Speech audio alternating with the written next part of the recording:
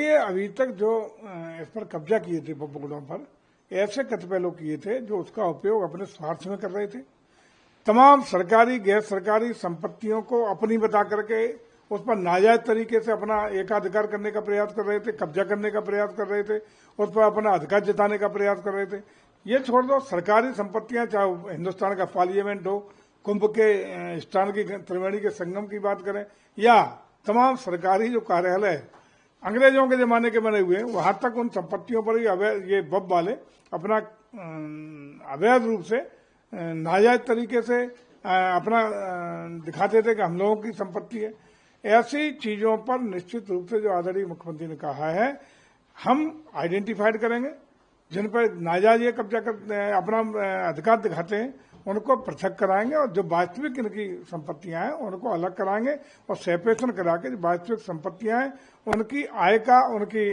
स्रोतों की आमदनी का हिस्सा गरीब मुसलमानों में बढ़ सके, ये अपने आप शुरू हो जाएगा। और नाजायज तरीके से जितने भी विवाद और वाद ये पैदा करते हैं उनको समाप्ति करने में भी मदद मिल सकेगी, और जो माफिया कर दी है इनकी वो भी समाप्त हो जाएगी। सर, एक और सवाल है, बीएसपी आने में वो सही नहीं है। एक बार समय होता, उसको समय दिया जाता, तब लाया जाता, और अगर ये जो मुस्लिम समाज के अगर हित में नहीं है तो हम इसका विरोध करते हैं। 2024 में ये बिल प्रस्तुत हुआ, सदन के लोगों की राय मशवरा करके ही उस बिल को सुपुर्द कर दिया कमेटी के लिए। संसदीय पूरी कमेटी बनी, प्रवर समिति बनी, उसकी प्रवर समिति को सौंप के उसके अध्यक्ष बनाए गए जगदम्बिका पाल जी, और प्रवर समिति ने हर स्टेट में जाके इनकी धार्मिक संस्थाओं को, मुस्लिम धार्मिक संस्थाओं से राय मशवरा लिया, सभी राजनीतिक पार्टियों से इनके सुझाव और राय मशवरा लिया, और सभी के सुझाव को सम्मिलित करते हुए उसमें जो अपेक्षित संशोधन की आवश्यकता महसूस की गई, वो अपेक्षित संशोधनों के साथ उनको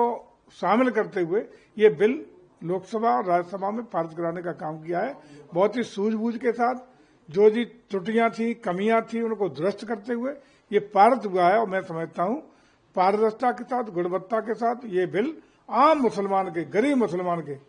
जिसका उद्देश्य बब के द्वारा उनको मदद मिले, वो उद्देश्यों की पूर्ति में एक कारगर फैक्टर साबित होगा, ऐसा भरोसा है। सवाल है, कांग्रेस पार्टी ने कहा कि जब सीएए आया था तब हमने उसका विरोध किया था, सुप्रीम कोर्ट गए थे। आरटीआई 2005 में आया तो हम तब भी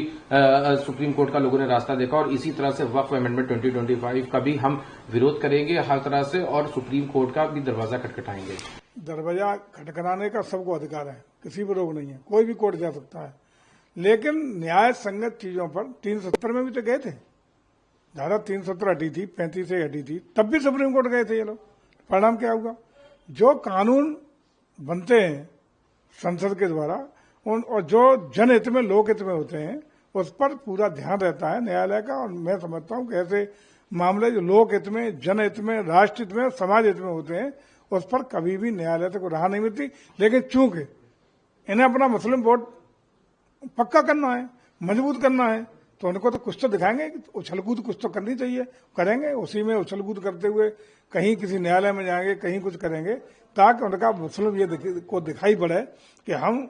सबसे ज्यादा शुभचिंतक हैं। ये सब विपक्षी दल केवल इसलिए अपनी अपनी कंपटीशन हो गया, कौन कितना मुखालफत इस बिल की कर रहा है।